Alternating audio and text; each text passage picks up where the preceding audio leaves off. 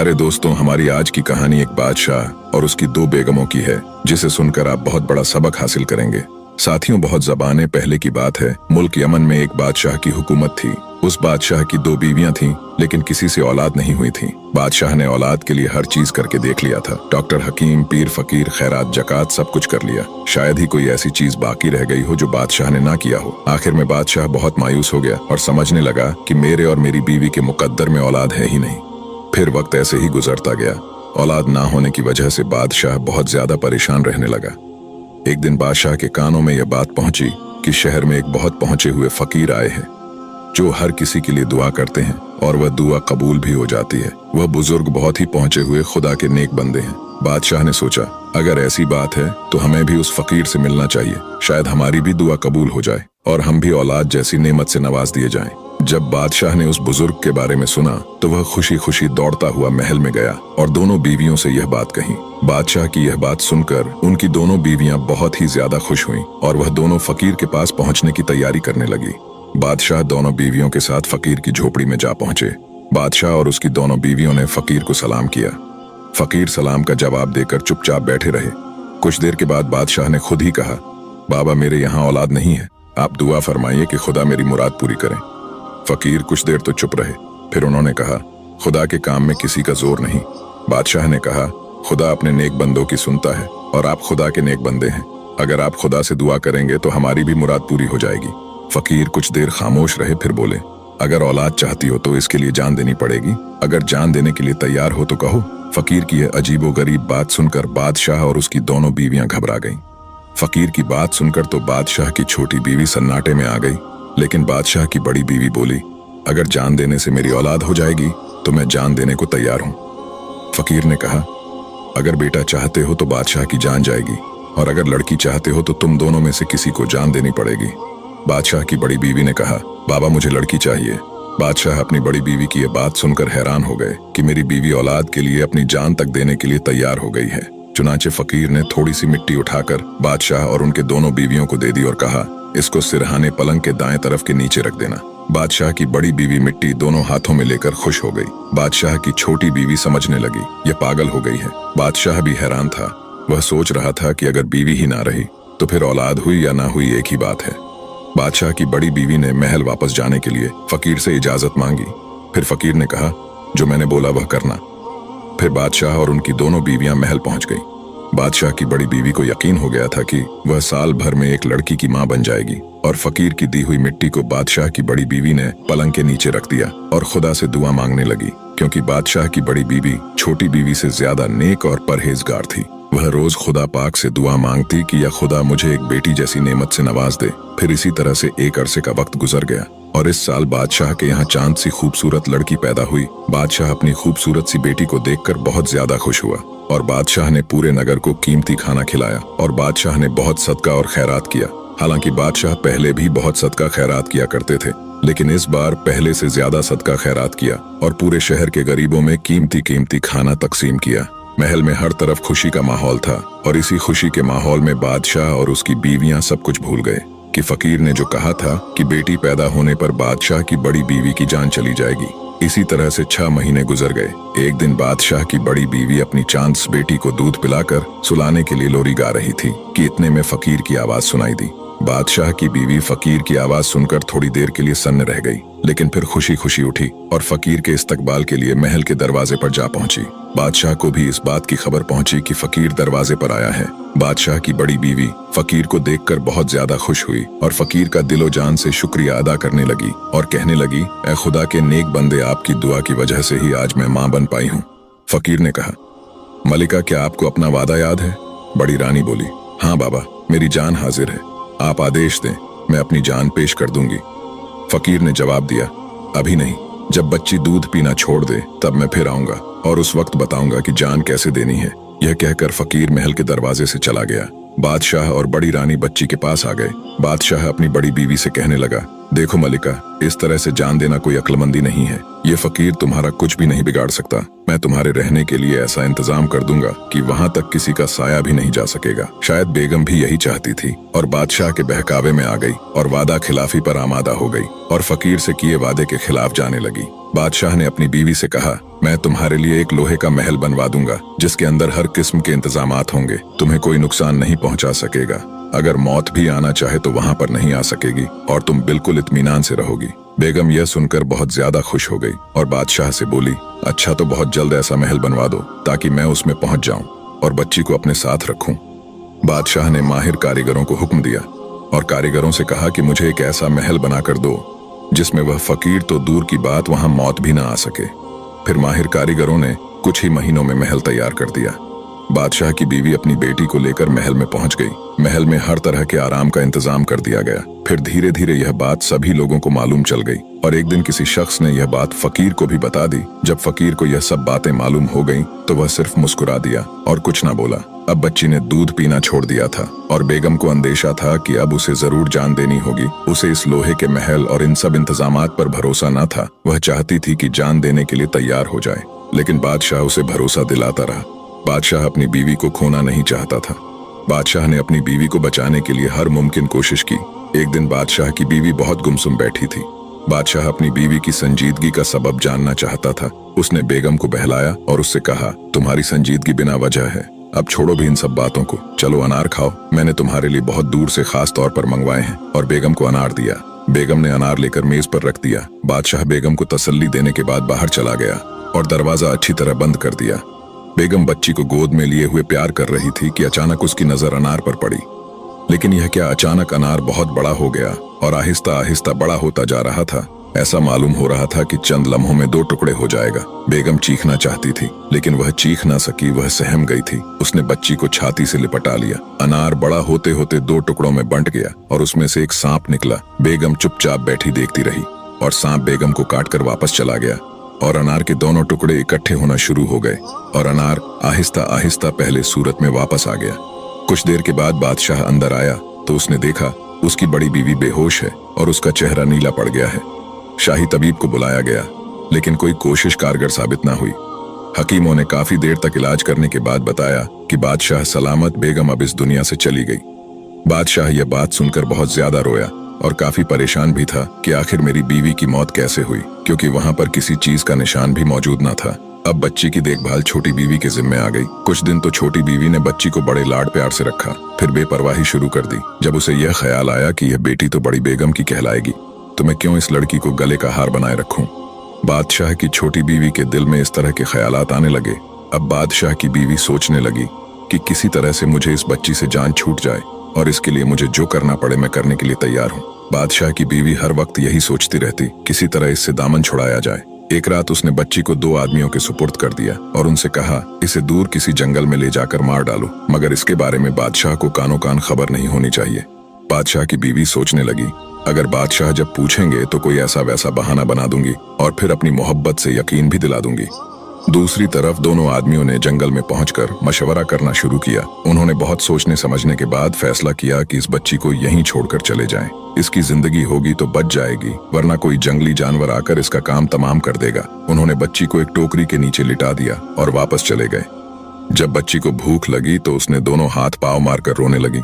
वहीं करीब ही एक हिरनी अपने बच्चों को दूध पिला रही थी। जब उसने आवाज सुनी तो वह उस टोकरी के पास पहुंची और टोकरी को हटाकर बच्ची को प्यार करने लगी। बच्ची ने रोना बंद कर दिया। शायद उसे महसूस हुआ कि उसे उसकी माँ का प्यार मिल गया।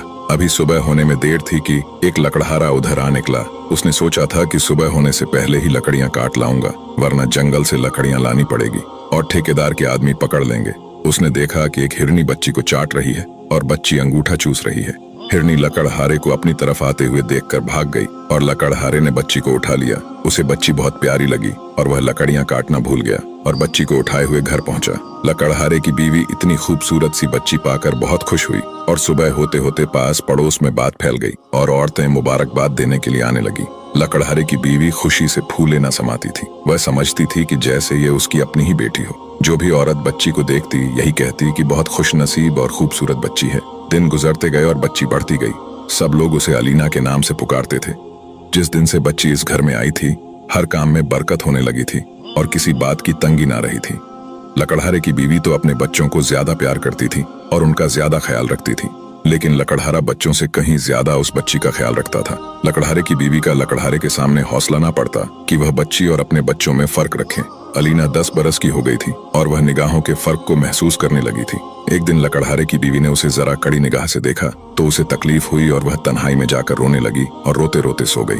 उसने ख्वाब में अपनी माँ को देखा। माँ उसके आंसू पूछ रही थी और उसे प्यार से सुलाने की कोशिश कर रही थी।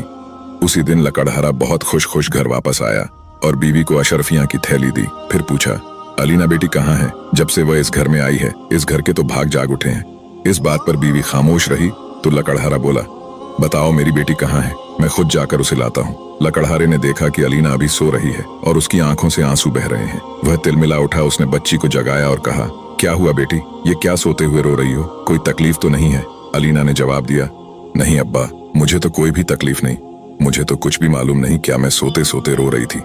लकड़हारे ने बहुत प्यार से उसे अपने पास बिठा लिया और कहा, कितनी भोली और कितनी मासूम है मेरी बेटी। फिर सबने मिलकर खाना खाया और खुश हो गए। इसी तरह से वक्त गुजरता गया, सारा घर एक बाग बन गया और अलीना उस बाग की शहजादी मालूम होने लगी। इसी तरह 6 बरस और बीत गए और अलीना 17 बरस की खूबसूरत लड़की हो गई। एक दिन जब वह जंगल में गाय चरा रही थी, उसी समय एक शहजादा शिकार करते करते उसकी तरफ आने लगा। वह एक हिरण के पीछे घोड़ा दौड़ाते दौड़ाते अपने साथियों से बिछड़ गया था। हिरण उसके शिकार से बाहर चला गया था और शहजादा दिन भर उस हिरण के चलते जंगल में भटक गया। कड़ी धूप की वजह से शहजादे को प्यास लगने लगी थी। जब शहजादे के ऊपर अलीना की नजर पड़ी तो उसने पूछा, क्या आपको प्यास लगी है? मैं आपको पानी तो नहीं पिला सकती, मगर आप चाहे तो मैं आपको गाय का दूध निकाल कर दे सकती हूँ। लेकिन अगर आप पानी पीना चाहते हैं तो पानी जरा दूर से लाना पड़ेगा, क्योंकि यहाँ से मेरा घर आधा मील दूर है। फिर भी अगर पानी ही पीना है तो मेरे साथ मेरे घर चलिए। ये कहकर अलीना घर की तरफ चलने लगी। शहजादे को लेकर घर में आई तो उसकी अम्मी ने पूछा, ये कौन है? अलीना कहने लगी कि अम्मी, ये मुसाफिर है, जंगल में रास्ता भूल गया था और बहुत प्यासा था, इसलिए मैं इसे अपने साथ ले आई हूँ कि इसे पानी पिला दिया जाए। लकड़हारे की बीवी ने जब मुसाफिर को देखा तो उसकी आंखें खुली की खुली रह गईं। वह शहजादा मालूम होता था और बहुत कीमती घोड़े पर सवार था और कीमती आभूषण से सजे कपड़े पहने हुए थे। माथे पर खूबसूरत ताज नजर आता था। अलीना ने छाछ का कटोरा भरकर शहजादे को दिया और कहा, आपको भूख लगी होगी, आप कहें तो मैं आपके लिए खाना पेश करूं। शहजादे ने मुस्कुराते हुए कहा, मुझे सिर्फ प्यास लगी थी। फिर शहजादा वहां से रवाना हो गया। जब शाम को लकड़हारा घर आया तो बीवी को बहुत खुश पाया। उसने अपनी बीवी से पूछा कि आज क्या मिल गया है जो जमीन पर पांव नहीं पड़ रहे हैं। पहले तो उसने टाल मटोल किया, फिर सारी दास्तां दोहरा दी और कहा, काश इस शहजादे से मेरी अलीना की शादी हो जाए। शहजाद देखने में बड़ा खूबसूरत था। लकड़हारा अपनी बीवी से बोला, खुदा ने चाहा तो हमें अलीना के लिए अच्छा लड़का मिल जाएगा। उधर जब शहजादा महल पहुंचा तो शहजादा के जहन में उसी लड़की का ख्याल आने लगा, क्योंकि अलीना भी बहुत खूबसूरत लड़की थी। शहजादा चाहता था उसकी शादी अलीना से हो, लेकिन शहजादे को इस बात का भी डर था कि बादशाह सलामत उसकी शादी एक लकड़हारे की बेटी से कभी नहीं करेंगे। शहजादे को यही धुन लगी हुई थी कि किसी तरह बादशाह को रजामंद किया जाए। उसने अपने दोस्तों से मशवरा किया, लेकिन कोई रास्ता न निकला। शहजादा बहुत परेशान था कि अब क्या करें। उसके दोस्तों में उसे सबसे ज्यादा अजीज वजीर आजम का लड़का था। वजीर आजम के लड़के को भी शहजादा बहुत अजीज था। उसे शहजादे की परेशानी न देखी जाती थी। महल में भी ये खलबली मची हुई थी कि शहजादा खाना पीना बहुत कम खाने लगा था और हर वक्त फिक्र में डूबा रहता था। बादशाह को भी इस बात की बहुत फिक्र हुई। उसने किसी तरह शहजादे से पूछना चाहा, लेकिन शहजादे की जुबान पर कोई बात न आई। वह शर्म और डर की वजह से बात को टाल ही रहा था। बादशाह ने उसके दोस्तों से भी पता लगाया, लेकिन उनसे भी उसे कुछ मालूम न हुआ।